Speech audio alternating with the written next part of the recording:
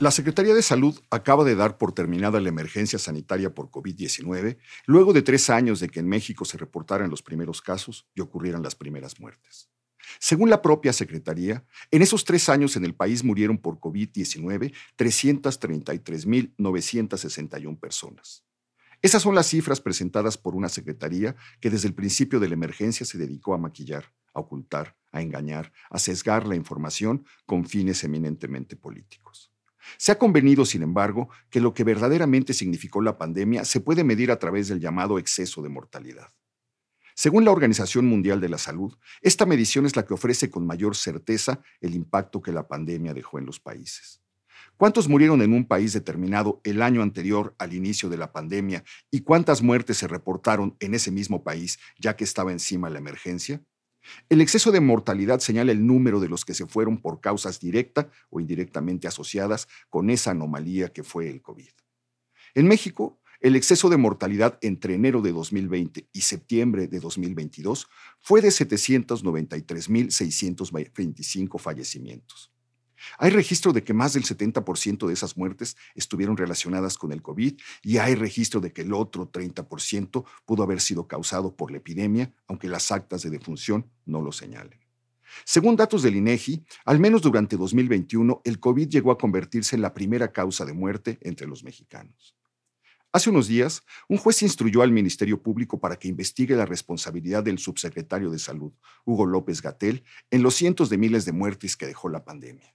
Esto debido a las conductas omisas, la negligencia criminal, las mentiras y la desinformación que el funcionario propaló durante los años de la emergencia.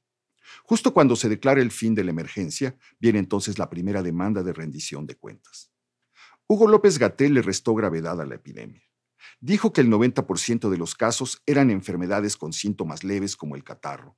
Le recomendó a la gente quedarse en su casa y no acudir a un hospital hasta que tuviera síntomas verdaderamente graves.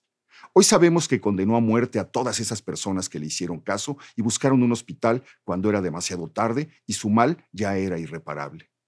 López-Gatell prefirió convertirse en un repetidor de las obsesiones de su jefe, el presidente de la República, y se quedó callado ante sus repetidos disparates. Descalificó el uso del cubrebocas, la única protección de la gente antes de la llegada de las vacunas, diciendo que tenía una pobre utilidad y, de hecho, una nula utilidad. Aseguró que los portadores asintomáticos no contagiaban. Durante los peores días, se le negó a médicos y enfermeras el equipamiento básico. Ellos murieron aquí como en ningún otro lugar del mundo. En esos días, insistió que la realización de pruebas diagnósticas no tenía utilidad. En esos días insistió que en México iban a registrarse 8,000 muertes o 60,000 en un escenario muy catastrófico. Hoy rozamos las 800,000 muertes y en todos los indicadores, México ocupa los peores lugares del mundo en el manejo de la pandemia. Ocupamos en el planeta el segundo lugar como el país con mayor número de huérfanos a consecuencia de la epidemia y somos uno de los que se ha quedado con la menor cobertura de vacunación. En resumen, en todo este tiempo se mintió, se engañó, se ocultó información y se manipularon cifras. El número de muertes, sin embargo, no se puede ocultar. Y cientos de miles de mexicanos sabemos lo que nos pasó, sabemos lo que vivimos. Para fortuna de la historia, para fortuna del futuro, para justicia de quienes perdieron a sus seres queridos a consecuencia del manejo criminal que en México se hizo de la pandemia, todo lo que López-Gatell y su jefe hicieron y dejaron de hacer quedó grabado y está registrado. Después de sus repetidas muestras de ineptitud y servilismo, López-Gatell ha salido a declarar el fin de la emergencia. Él sigue ahí, completamente impune. Muchos otros que siguieron sus indicaciones contradictorias e incluso perjudiciales ya no están entre nosotros.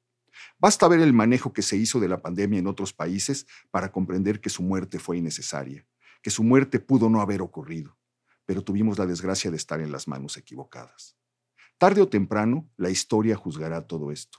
Tarde o temprano llegará la rendición de cuentas. La orden de un juez acaba de abrir la puerta.